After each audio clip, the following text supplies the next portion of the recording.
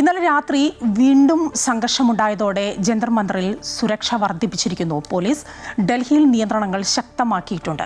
സമരക്കാരുമായി കേന്ദ്ര സർക്കാർ ഇന്ന് ചർച്ച നടത്തിയേക്കും. അതേസമയം പാർലമെന്റ് ഇന്നും പ്രതിഷേധത്തിൽ സ്തംഭിച്ചേക്കും. നീറ്റ് പരീക്ഷാ ക്രമക്കേടിൽ ചർച്ചയ്ക്ക് തയ്യാറാണെന്ന് കേന്ദ്ര സർക്കാർ അറിയിച്ചെങ്കിലും ധർമ്മേന്ദ്ര പ്രധാന്റെ രാജി വരെ പ്രതിഷേധം തുടരുമെന്നാണ് കോൺഗ്രസിന്റെ നിലപാട്. വിവരങ്ങളുമായി ഡൽഹിയിൽ നിന്ന് ജിഷ്ണു കൃഷ്ണൻ ചേരുകയാണ്. ജിഷ്ണു, സംഘർഷം അവസാനിക്കുന്നില്ല. ജന്തർ മന്ദറിൽ ഇന്നലെ രാത്രിയും വലിയ സംഘർഷമാണ് ഉണ്ടായത്. ഇപ്പോൾ രാവിലെ എന്താണ് അവിടുത്തെ ഒരു അവസ്ഥ?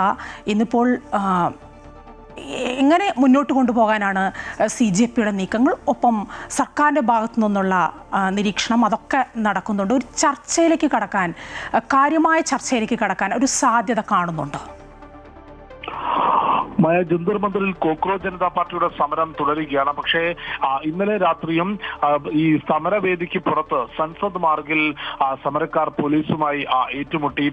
ഈ സമരം കഴിഞ്ഞ് കൂട്ടമായി പോകുന്ന പ്രതിഷേധക്കാർ സുരക്ഷാ ഉദ്യോഗസ്ഥനെ ആക്രമിച്ചതാണ് ഈ ഒരു സംഭവത്തിലേക്ക് കടന്നതെന്നാണ് പോലീസ് നൽകുന്ന വിശദീകരണം. തുടർന്ന് പ്രതിഷേധക്കാരെ പിരിച്ചുവിടാൻ പോലീസിന് ടിയർ ഗ്യാസ് പ്രയോഗിക്കേണ്ടി വന്നു. ഈ സമരത്തിന്റെയും സ്വഭാവത്തിൽ മാറ്റം വരുന്നു എന്നുള്ള നിരീക്ഷണം ഇതിനോടകം തന്നെ IB ഉൾപ്പെടെയുള്ള ഏജൻസികൾ നടത്തിയിട്ടുണ്ട് എന്നാണ് മനസ്സിലാക്കേണ്ടത്. അത്തരത്തിലുള്ള റിപ്പോർട്ട് നിലവിൽ കേന്ദ്ര സർക്കാരിന്റെ മുൻപിലേക്ക് എത്തിയിട്ടുണ്ട്. സമരം അക്രമാസക്തമാകാനുള്ള സാധ്യതയുണ്ട് എന്ന റിപ്പോർട്ടും ഈ കേന്ദ്ര സർക്കാരിന് മുൻപിലേക്ക് എത്തിയിട്ടുണ്ട്. അതുകൊണ്ട് തന്നെ ഈ നീറ്റ് പരീക്ഷാ ക്രമക്കേട് ഉൾപ്പെടെയുള്ള വിഷയങ്ങളിൽ നിലവിൽ ചർച്ചയ്ക്ക് തയ്യാറാണ്. അത് പാർലമെന്റിലും ഒപ്പം സമരക്കാരോടും ചർച്ചയ്ക്ക് തയ്യാറാണ് എന്നൊരു നിലപാടാണ് സർക്കാർ സ്വീകരിച്ചത്. ഇന്നലെ തന്നെ JP നദ്ദയും കേന്ദ്രമന്ത്രി ജിതേന്ദ്ര സിംഗും സമരക്കാരുമായി ചർച്ച നടത്താനുള്ള ഒരു നീക്കം നടത്തിയെങ്കിലും അതിനോട് പോസിറ്റീവായി സമരക്കാർ പ്രതികരിച്ചില്ല എന്നാണ് മനസ്സിലാക്കേണ്ടത്. മന്ത്രിയുടെ ഓഫീസിലേക്കോ അല്ലെങ്കിൽ വസതിയിലേക്കോ ചർച്ചയ്ക്ക് എത്താൻ സാധിക്കില്ല എന്ന നിലപാടാണ് കോക്രോച്ച് ജനതാ പാർട്ടി സ്വീകരിച്ചത്. പകരം മറ്റേതെങ്കിലും പൊതുവായ ഇടത്ത് വെച്ച്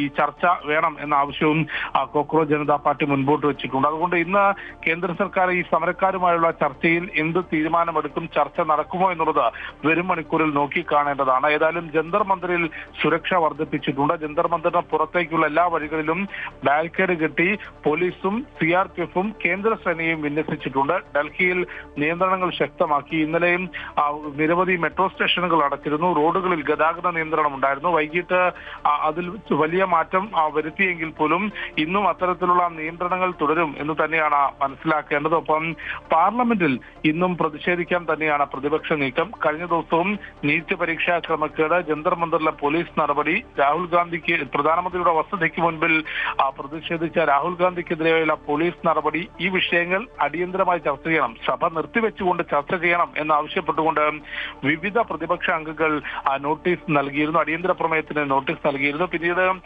ലോക്സഭാ സ്പീക്കറും കേന്ദ്ര പാർലമെന്ററി കാര്യ വകുപ്പ് മന്ത്രി കിരൺ റിജിജു വ്യക്തമാക്കിയത് നീറ്റ് പരീക്ഷാ ക്രമക്കേട് പ്രതിപക്ഷം ആവശ്യപ്പെട്ടത് പ്രകാരം നീറ്റ് പരീക്ഷാ ക്രമക്കേട് ചർച്ച ചെയ്യാം, അതിന് എല്ലാ കക്ഷി നേതാക്കളുമായി കൂടിയാലോചിച്ച് സമയം തീരുമാനിക്കാം എന്ന് വ്യക്തമാക്കിയെങ്കിലും അതോടുകൂടി ചർച്ച എന്ന ആവശ്യം മാറ്റിക്കൊണ്ട് ധർമ്മേന്ദ്ര പ്രധാന്റെ രാജിവരെ പ്രതിഷേധം തുടരും എന്ന് വ്യക്തമാക്കി പാർലമെന്റ് തടസ്സപ്പെടുത്തുന്ന സമീപനമാണ് കോൺഗ്രസ് ഉൾപ്പെടെ പ്രതിപക്ഷ അംഗങ്ങൾ സ്വീകരിച്ചത്. ഇന്നും അതിന് സമാനമായി വിവിധ ആവശ്യങ്ങൾ ഉന്നയിച്ചുകൊണ്ട് സഭ തടസ്സപ്പെടുത്താൻ തന്നെയാണ് പ്രതിപക്ഷ നീക്കം എന്നാണ് മനസ്സിലാക്കുന്നത്.